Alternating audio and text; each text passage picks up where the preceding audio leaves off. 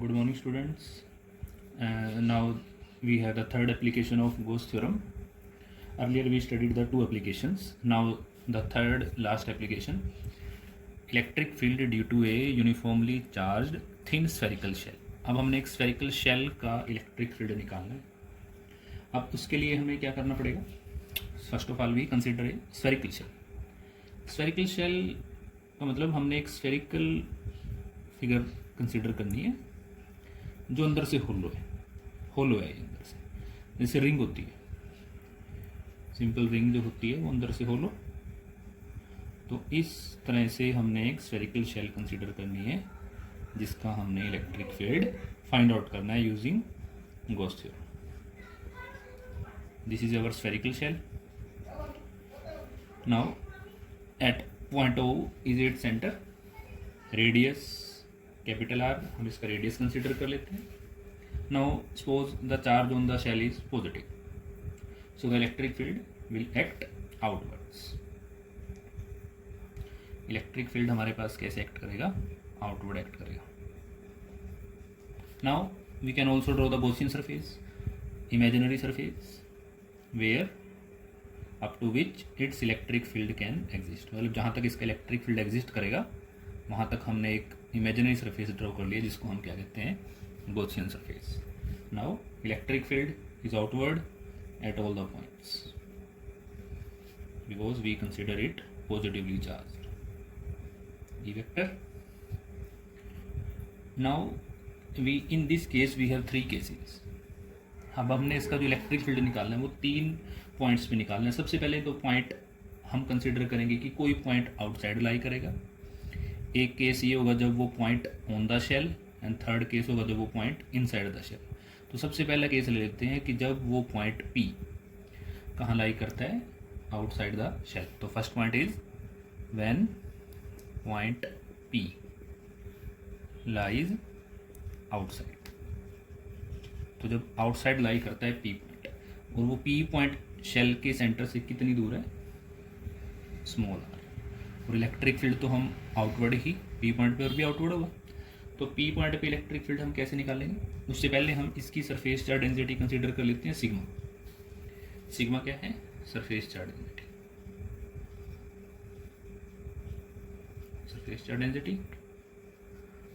So now and what is the surface charge density? Sigma charge upon area. And what is the area of shell? क्योंकि sphere है, sphere का area क्या होता है? 4πr². तो यहाँ से क्रॉस मल्टीप्लाई करके क्या आ जाएगा? Q is equal to sigma into 4πr². Now total flux phi according to Gauss theorem, electric flux is equal to E dot ds. Now this part, जब हम इस पार्ट को अप्लाई करेंगे शेल के ऊपर तो क्या आएगा? E is E and ds. अब ds, अब हमने किसका एरिया निकालना है? गॉसियन सरफेस का, क्योंकि P पॉइंट हमारा कहाँ लाई करता है? आउटसाइड. तो इस सरफेस का हम एरिया क्या लिखेंगे? क्योंकि ये भी स्फीयर है तो 4πr².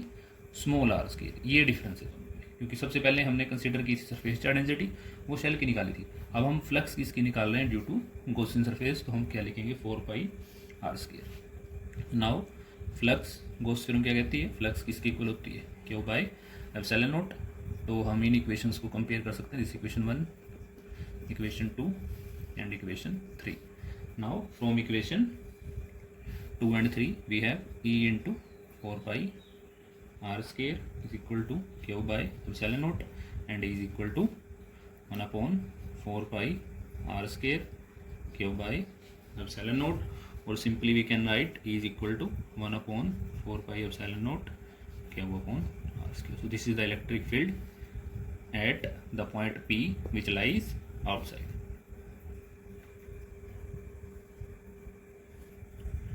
Now second case is when P point lies on the shell. इससे पिछले वाले केस में हमने क्या देखा? इलेक्ट्रिक फील्ड हमारे पास कितना आया था? 1/4πε0 Q/r². जब ये P पॉइंट कहाँ लाई करता था? आउटसाइड. अब ये P पॉइंट हमारा यहाँ पर लाई करता है सपोज. तो क्या चेंज आएगा इस इक्वेशन में? देखो सिंपल क्या चेंज आएगा? ये जो डिस्टेंस r है हमारे पास, ये किसकी इक्वल हो चुकी है? कैपिटल R की. तो सिंपली वी रिप्लेस r को कैपिटल R से रिप्लेस कर देंगे. तो E हमारे पास क्या आएगा? 1/4πε0 क्या वो अपॉन आर स्केयर, और पीछे हमने जो फॉर्मूला लिखा था सरफेस चार्ज डेंसिटी का वो कितना था, sigma is equal to Q upon 4 pi R square. यहाँ से हमारे पास क्यू का फॉर्मूला क्या आ जाएगा, sigma into 4 pi R square. इस वैल्यू को हम यहाँ पुट करेंगे क्यू की वैल्यू को, तो ई हमारे पास क्या आएगा 1/4 pi epsilon naught sigma into 4 pi R square divide by R square. R square से हमारे पास आर स्केयर कैंसिल हो जाएगा। So what about E is equal to sigma by epsilon naught. So this is the electric field on the shell. और यहाँ से हमें क्या पता चल गया कि जो ऑन द शेल है वो इलेक्ट्रिक फील्ड आर पे डिपेंड नहीं करता। Now C part is when P point lies inside the shell. जब ये पी पॉइंट शेल के इनसाइड लाई करेगा तो इलेक्ट्रिक फील्ड कितना होगा उस पॉइंट पे। Now in this case, if we draw if this point is shifted inwards, so this Gaussian surface can be drawn in this way। वो तो हम यहाँ पर भी ड्रॉ कर सकते हैं क्योंकि ये Gaussian surface हमने कब ड्रा किया था जब P पॉइंट आउटसाइड था।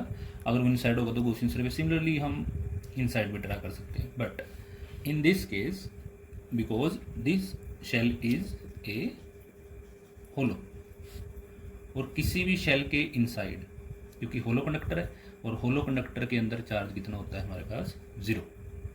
सो according to Gauss theorem what is flux, flux equal होती है E dot D S equal to Q by epsilon naught. पर हमने क्या देखा कि होलो कंडक्टर के अंदर तो चार्ज लाई नहीं करता, क्योंकि जितना भी चार्ज होता है वो सारा कहाँ लाई करता है, ऑन द सरफेस। अगर हम पॉजिटिव की बात करते हैं तो वो इनसाइड लाई नहीं कर सकता, वो कहाँ लाई करेगा, सरफेस के ऊपर लाई करेगा। तो इनसाइड चार्ज कितना है 0। तो लेफ्ट हैंड साइड में राइट हैंड साइड में जब हम क्यू को 0 पुट करेंगे तो इलेक्ट्रिक फील्ड कितना आएगा, electric field also become equal to 0। So inside the shell the electric field is 0। So हमने 3 इलेक्ट्रिक फील्ड कैलकुलेट किए, outside, on the shell and inside the shell. Now if we draw a graph, अगर हम shell के लिए graph बनाते हैं, graph क्या show करेगा कि इसका जो इलेक्ट्रिक फील्ड है, the graph is in between electric field and the distance from the shell. So now if we draw a shell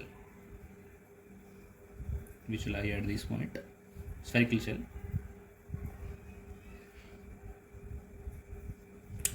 so inside the shell जो हमने प्रूव किया इलेक्ट्रिक फील्ड कितना है 0, तो एक कर्व हमारी यहाँ से स्टार्ट होगी क्योंकि इलेक्ट्रिक फील्ड इनसाइड तो 0 है,